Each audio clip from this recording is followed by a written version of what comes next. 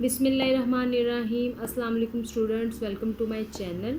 आज का हमारा टॉपिक है cellular organisation of animals and plants.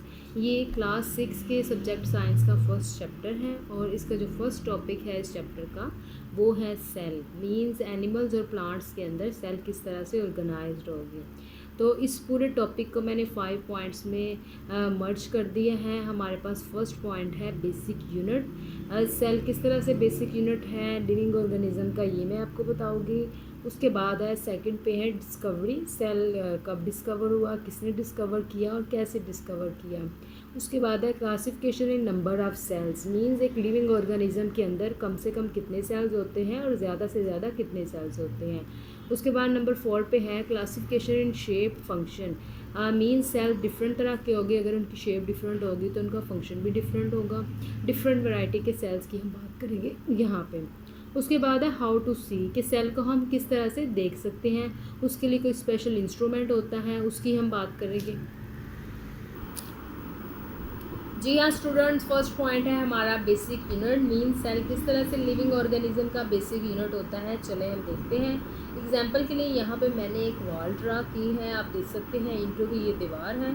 तो जब भी हम ईंटों की कोई दीवार देखते हैं तो हमारे माइंड में आता है कि इसका बिल्डिंग ब्लॉक क्या है, कि इन छोटे छोटे पार्ट्स या पार्टिकल्स के मिलने से ये वॉल बनी है। तो ऑफ कोर्स ब्रिक्स किसी भी ब्रिक वॉल का बिल्डिंग ब्लॉक होता है। इस तरह से जो सेल होता है वह ह्यूमन बॉडी का बिल्डिंग ब्लॉक होता है। जब डिफरेंट सेल्स आपस में मिलते हैं, फंक्शन परफॉर्म करते हैं, तो ह्यूमन बॉडी मीन्स एक ऑर्गेनिज्म बनता है। तो इसको मैं मज़ीद एक एग्जांपल से आपको समझाती हूँ। फॉर एग्जांपल सेल है, सेल जब आपस में मिलते हैं, फंक्शन परफॉर्म करते हैं तो टिश्यू बन जाते हैं। टिश्यू आपस में फंक्शन परफॉर्म करते हैं तो ऑर्गन बन जाते हैं। ऑर्गन कंबाइन होते हैं, एक तरह का फंक्शन करते हैं तो ऑर्गन सिस्टम बन जाता है। इसी तरह से स्टूडेंट्स ऑर्गन सिस्टम जब डिफरेंट आपस में मिलते हैं ऑर्गेनिज्म बन जाता है। एक ऑर्गेनिज्म के अंदर डिफरेंट तरह के ऑर्गन सिस्टम होते हैं जो कि अपना अपना फंक्शन परफॉर्म कर रहे होते हैं with the help of organ, tissue and cell. तो इन सब ये सारी लाइन है, इसकी जो बेसिक यूनिट है, इसका जो बिल्डिंग ब्लॉक है वो सेल है। ये सेल की अहमियत है, इम्पोर्टेंस है किसी भी ऑर्गेनिज्म के अंदर। तो ह्यूमंस के अंदर भी इसकी मैं आपको एग्जांपल देती हूँ। सेल्स आपस में मिलके हम यहाँ पे हम बात करेंगे organ system means respiratory system की, कि उसका बिल्डिंग ब्लॉक कैसे है। सेल आपस में मिलते हैं, फंक्शन परफॉर्म करते हैं तो ब्लड टिश्यू बन जाते हैं। ब्लड टिश्यू आपस में मिलते हैं, फंक्शन परफॉर्म करते हैं तो लंग्स और 2-3 ऑर्गन्स आपस में मिलते हैं और जब वो फंक्शन परफॉर्म करते हैं तो हमारे पास रेस्पिरेटरी सिस्टम बन जाता है, जिसका स्टूडेंट्स आपको पता है क्या फंक्शन होता है। ब्रीथिंग के प्रोसेस में इसका बहुत ज़्यादा इंपॉर्टेंट रोल होता है। और ये ह्यूमंस के जितने भी सिस्टम हैं ऑर्गन सिस्टम, उनमें से एक बहुत important respiratory system organ system है। ठीक है, ह्यूमंस के रेस्पिरेटरी सिस्टम का जो बेसिक यूनिट है वो सेल है, वो मैंने आपको बता दिया। अब प्लांट्स की हम बात करते हैं स्टूडेंट। तो प्लांट्स में हम एग्जांपल लेंगे सेल। सेल जब आपस में मिलते हैं तो हमारे पास टिश्यू बन जाता है जो कि है यहाँ जाइलम टिश्यू। और यहाँ पे हम जिस ऑर्गन सिस्टम की बात कर रहे हैं प्लांट्स के, वो है वाटर ट्रांसपोर्ट। मीन्स पूरे प्लांट के अंदर पानी की ट्रांसपोर्टेशन किस तरह से होती है, तो उसका बिल्डिंग ब्लॉक जो है वो सेल है। यहाँ पे हम बात कर रहे हैं सेल आपस में मिलते हैं जाइलम टिश्यू। जाइलम टिश्यू का फंक्शन ही यही होता है वाटर को और साल्ट्स को पूरे प्लांट के अंदर, प्लांट की बॉडी के अंदर ट्रांसपोर्टेशन करना, रूट से ऊपर लेके जाना स्टेम और स्टेम से लीफ तक। लीफ बहुत इंपॉर्टेंट ऑर्गन है वाटर ट्रांसपोर्ट सिस्टम का। उसके बाद लीफ से हमारे पास आ जाएगा वाटर ट्रांसपोर्ट और वहाँ से आ गया प्लांट्स। तो यहाँ स्टूडेंट आपने देखा कि ह्यूमंस और प्लांट्स के हमने 2 सिस्टम की बात की है, रेस्पिरेटरी सिस्टम की और वाटर ट्रांसपोर्ट सिस्टम की। तो इन दोनों सिस्टम का जो बेसिक यूनिट है वो सेल है। तो ये तो हम एक उनके सिस्टम की बात कर रहे हैं, और जितने भी इनके सिस्टम हैं, respiratory system, nervous system, digestive system and so on, जितने भी सिस्टम हैं उन सब का जो बेसिक यूनिट है वो सेल है। प्लांट्स के वाटर ट्रांसपोर्ट सिस्टम के अलावा फूड ट्रांसपोर्ट सिस्टम की हम बात करें तो उनका भी हम जब स्टडी करेंगे, इन्वेस्टिगेशन करेंगे, तो उसका बेसिक यूनिट भी सेल होगा। स्टूडेंट सेकंड पॉइंट है हमारे पास डिस्कवरी। डिस्कवरी में हम बात करेंगे कि सेल को किसने डिस्कवर किया। तो स्टूडेंट्स हमारे एक इंग्लिश साइंटिस्ट थे रॉबर्ट हुक, उन्होंने इसको डिस्कवर किया 1665 में। कैसे डिस्कवर किया, चले हम देखते हैं। यहाँ पे मैंने एक ट्री ड्रा किया है, उसके ऊपर एप्पल्स आपको नज़र आ रहे हैं, मैंने ड्रा किया है। तो स्टूडेंट इन एप्पल का हरगिज़ मतलब यहाँ पे न्यूटन नहीं है, क्योंकि जब भी ट्री के ऊपर एप्पल होते हैं तो हमारे माइंड में न्यूटन ही आता है। लेकिन यहाँ पे हम बात कर रहे हैं रॉबर्ट हुक की। तो रॉबर्ट हुक ने कैसे डिस्कवर किया सेल को। उन्होंने ट्री से एक पीस लिया कोक का, और उस पीस ऑफ कोक को उन्होंने जब अंडर माइक्रोस्कोप उसकी ऑब्जर्वेशन की तो उनको छोटे छोटे टाइनी जो है ना वो बॉक्सेस नज़र आए। तो उन बॉक्सेस को उन्होंने नाम दिया सेल का। इस तरह से रॉबर्ट हुक ने सेल को डिस्कवर किया 1665 में, और जिस तरह से उन्होंने डिस्कवर किया वो मैंने आपको बता दिया। थर्ड पॉइंट है स्टूडेंट्स हमारे पास, classification in number of cells means living organism के अंदर ज़्यादा से ज़्यादा कितने सेल्स होते हैं और कम से कम कितने सेल्स होते हैं। तो स्टूडेंट्स इस तरह से हम लिविंग ऑर्गेनिज्म को दो टाइप्स में हम डिवाइड करते हैं। एक है यूनिसेलुलर लिविंग ऑर्गेनिज्म और एक है मल्टी सेलुलर लिविंग ऑर्गेनिज्म। तो जो लिविंग ऑर्गेनिज्म सिंगल सेल से मिलकर बनते हैं वो यूनिसेलुलर लिविंग ऑर्गेनिज्म कहलाते हैं, और जो मल्टी सेल से मिलकर बनते हैं वो मल्टी सेलुलर लिविंग ऑर्गेनिज्म कहलाते हैं। और एग्जांपल है उनकी यूनिसेलुलर की एग्जांपल है बैक्टीरिया, वायरस जैसे आजकल है कोरोना वायरस, और मल्टी सेलुलर लिविंग ऑर्गेनिज्म की एग्जांपल है हमारे पास ह्यूमंस, प्लांट्स। 4 पॉइंट्स हैं स्टूडेंट हमारे पास, classification in shape and function mean cell की शेप डिफरेंट होगी तो उनका फंक्शन भी डिफरेंट होगा। तो उसके लिए मैंने एक फ्लो चार्ट डायग्राम ड्रा की है, इसमें आप देख सकते हैं डिफरेंट टाइप्स के सेल्स हैं, उनकी शेप डिफरेंट है और उसके अकॉर्डिंग उनका फंक्शन भी डिफरेंट होगा। चलिए हम देखते हैं। फर्स्ट वन है हमारे पास स्किन सेल। स्किन सेल के डायग्राम आप देख सकते हैं, ये बिल्कुल डिफरेंट है, और फंक्शन इसका क्या है कि ये बॉडी को कवर करते हैं और जो उसकी इनर लेयर्स हैं उनको प्रोटेक्ट करते हैं एक्सटर्नली। ठीक है, तो स्टूडेंट शेप के अकॉर्डिंग इसका फंक्शन भी डिफरेंट हो गया। नंबर 2 पे हमारे पास है बोन सेल। बोन सेल का क्या काम होता है, ये बोन्स को प्रोड्यूस करते हैं जिससे हमारे बॉडी को शेप मिलती है और सपोर्ट मिलती है।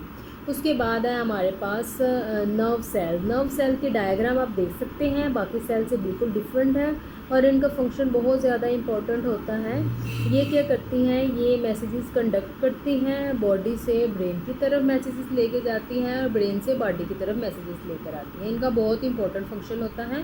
शेप इनकी डिफरेंट है तो इनका फंक्शन भी डिफरेंट हुआ बाकी सेल से। उसके बाद है white blood cell. White blood cell हमारे बॉडी का डिफेंसिव सेल होते हैं। जैसा कि स्टूडेंट आप देख सकते हैं, आपको पता है आजकल जैसा कोरोना सीज़न है तो उसमें जिन पर्सन्स को कोरोना जल्दी इफ़ेक्ट कर जाता है, इसका ये मतलब होता है कि उनके वाइट ब्लड सेल वीक होते हैं, और जिनको इतनी जल्दी इफ़ेक्ट नहीं करता इसका मतलब है उनके वाइट ब्लड सेल स्ट्रॉन्ग होते हैं, जिन्होंने कोरोना वायरस को बीट कर दिया, उसको शिकस्त दे दी है। लेकिन जैसा कि आप देख सकते हैं कि बहुत ज़्यादा रेशो है आजकल कोरोना पेशेंट की, तो मीन्स किस तरह से हमारे वाइट ब्लड सेल काफ़ी ज़्यादा वीक है। उसके बाद है मसल सेल। मसल सेल का बोन सेल की तरह मूवमेंट में बहुत इंपॉर्टेंट रोल होता है। मूवमेंट के लिए जहाँ पे बोन की बात करेंगे वहाँ पे हम मसल सेल की बात करेंगे कि मूवमेंट में रिलैक्सेशन और कंट्रैक्शन बहुत ज़्यादा ज़रूरी होती है। और हमारे बॉडी का जो सेल्स रिलैक्सेशन और कंट्रैक्शन मीन्स लचक पैदा करते हैं हमारे बॉडी पार्ट में, जिसकी वजह से हम चल फिर सकते हैं, वो मसल सेल होते हैं। इनका फंक्शन डिफरेंट है, इनकी शेप भी डिफरेंट है। उसके बाद है रेड ब्लड सेल। इसकी डायग्राम क्या है, ये रेड कलर के होते हैं और इनका फंक्शन क्या होता है, पूरी बॉडी में ऑक्सीजन की ट्रांसपोर्टेशन करते हैं, जिस्म के हर सेल को ये ऑक्सीजन प्रोवाइड करते हैं। स्टूडेंट्स आपने देखा डिफरेंट टाइप के 6 सेल्स मैंने ड्रा किए हैं, हर एक की शेप डिफरेंट है, हर एक का फंक्शन भी डिफरेंट है। किसी भी 2 सेल के भी आपस में ना शेप चेंज है, ना शेप एक जैसी है, ना फंक्शन एक जैसा है, सब के सब चेंज है। इसी तरह से स्टूडेंट्स हमारी बॉडी के अंदर जिस तरह से एक बिल्डिंग के अंदर डिफरेंट वैरायटी का मटेरियल यूज़ होता है जिसकी वजह से उसकी कंस्ट्रक्शन होती है, इसी तरह से हमारी बॉडी के अंदर डिफरेंट वैरायटी के सेल्स होते हैं। हर सेल का अपना रोल होता है, हर सारे सेल्स अपना अपना फंक्शन परफॉर्म करते हैं, तो एक लिविंग जो ऑर्गेनिज्म है वो सही तरह से काम करता है। स्टूडेंट्स लास्ट में हमारे पास है हाउ टू सी, कि हम सेल को कैसे देख सकते हैं।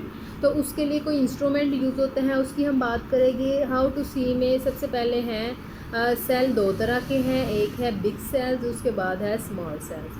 यहाँ पे ये भी डिफरेंस आ जाएगा, जो सेल्स साइज़ में लार्जेस्ट होते हैं उनको तो हम आम आंख से नेकेड आई से देख सकते हैं। जैसे यहाँ पे मैंने ड्रा किया है, एक अंडे की मैंने डायग्राम ड्रा की है, तो इसका जो सेल होता है वो उसकी जर्दी होता है, तो वो तो हमें आम आंख से नज़र आ रहा है। लेकिन अगर ऐसे सेल्स हो जो कि साइज़ में बहुत छोटे होते हैं, जैसे स्मॉल सेल्स के नीचे मैंने एक डॉट ड्रा किया है, तो यहाँ पे मैं इतने छोटे तो सेल्स आम आंख से नज़र आते हैं, लेकिन यहाँ पे मैंने समझाने के लिए आपको छोटा सा डॉट ड्रा किया है।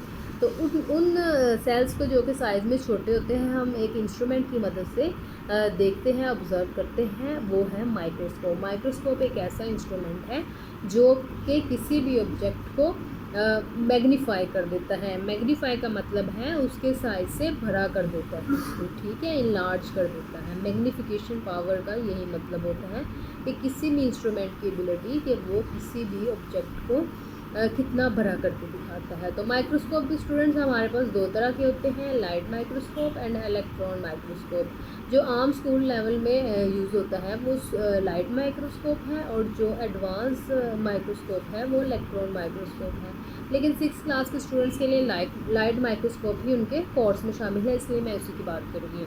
लाइट माइक्रोस्कोप के स्टूडेंट मैग्नीफिकेशन पावर मीन्स कि वो किसी भी ऑब्जेक्ट को कितना बड़ा करके दिखाता है, वो होती है 1500 टाइम्स, ठीक है। किसी भी ऑब्जेक्ट को 1500 टाइम्स वो इनलार्ज करके दिखाता है। तो यहाँ पे मैंने उसकी डायग्राम ड्रा किया है, डायग्राम में आप देख सकते हैं उसके डिफरेंट पार्ट्स हैं जिनको मैंने लेबल किया है। सबसे पहले हमारे पास है आई पीस। आई पीस मीन्स यहाँ पे हम अपनी आंख को फोकस करके तो हम देख सकते हैं किसी भी ऑब्जेक्ट को हम ऑब्जर्व करेंगे, आई पीस का ये काम है। उसके बाद है ट्यूब। ट्यूब क्या करती हैं, आई पीस को और ऑब्जेक्टिव लेंस को आपस में कनेक्ट करती हैं। उसके साथ है एडजस्टमेंट स्क्रू। ये एडजस्ट करने के लिए आई पीस को, ऑब्जेक्टिव लेंस को उसका फोकस अच्छी तरह से आए ऑब्जेक्ट के ऊपर, तो उसके लिए दो एडजस्टमेंट स्क्रू यूज़ होते हैं। उसके बाद है हमारे पास ऑब्जेक्टिव लेंस। ऑब्जेक्टिव लेंस किसी भी माइक्रोस्कोप का सबसे इम्पोर्टेंट पार्ट है, क्योंकि यही जो है वो किसी भी ऑब्जेक्ट को मैग्नीफाई करता है, उसके साइज़ को बड़ा करता है। इनके कलर भी डिफरेंट होते हैं, yellow green red, different colours के भी होते हैं, और इनकी मैग्नीफिकेशन पावर भी डिफरेंट होती है कि 4x का हम भी यूज़ कर सकते हैं लेंस, 10x का भी यूज़ करते हैं, 20 एंड सो ऑन, ठीक है। उसके बाद है हमारे पास आर्म। आर्म का क्या काम होता है, ये ट्यूब को और स्टेज को आपस में कनेक्ट करते हैं। दूसरा ये माइक्रोस्कोप को होल्ड करने के लिए यूज़ होते हैं कि माइक्रोस्कोप को अगर हमने उसकी साइड चेंज करनी है, उसकी जगह चेंज करनी है, तो हम वहाँ से उठाते हैं, तो आर्म की वजह से उठा के उसको दूसरी साइड पे ले जाते हैं। उसके बाद है हमारे पास स्टेज। स्टेज स्टूडेंट्स ये एक तरह की प्लेट होती है जिसके ऊपर ऑब्जेक्ट पड़ा होता है, जिस ऑब्जेक्ट को हमने ऑब्ज़र्व करना होता है। तो इसके ऊपर ऐसे ही हम ऑब्जेक्ट को नहीं रख सकते, बल्कि इसके लिए हमारे पास एक स्लाइड यूज़ होती है जिसको हम कहते हैं ग्लास स्लाइड। ये एक रेक्टेंगुलर स्लाइड होती है, तो इसके ऊपर हम ऑब्जेक्ट रखते हैं, फिर इस स्लाइड को हम स्टेज के ऊपर रखते हैं और फोकस करके इसकी हम ऑब्जर्वेशन करते हैं। इसके बाद नीचे है मिरर। मिरर क्या करता है, इसका काम होता है, फॉर एग्जांपल अगर ये क्लासरूम में हम यूज़ कर रहे हैं लाइट माइक्रोस्कोप को, तो मिरर का फोकस हम लाइट की तरफ करेंगे, जो लाइट सोर्स होगा हमारा रूम में उसकी तरफ करेंगे, ताकि वहाँ से इजीली लाइट मिले। ये लाइट फिर ये स्टेज के ऊपर जाएगी और वहाँ से ऑब्जेक्ट के ऊपर पड़ेगी और उसकी ऑब्जर्वेशन ईजी हो जाएगी। उसके बाद है हमारे पास बेस। बेस का क्या काम होता है, ये माइक्रोस्कोप की बेस होती है और ये माइक्रोस्कोप को रखने के लिए काम आती है, माइक्रोस्कोप का एडजस्टमेंट के लिए। जी हाँ स्टूडेंट, कैसी लगी आपको हमारी वीडियो ज़रूर बताइएगा कमेंट सेक्शन में, और आप कमेंट सेक्शन में आपने ये भी बताना है कि कौन सा पॉइंट और कौन सा जो टॉपिक है आपको सबसे अच्छी तरह से समझ आया है। और मेरे चैनल को लाइक एंड सब्सक्राइब जरूर कीजिएगा और बेल आइकन को प्रेस करना हरगिज़ ना भूलें, ताकि मेरी हर नई आने वाली वीडियो का नोटिफिकेशन आपको ईजीली मिले। ओके, अल्लाह हाफिज़।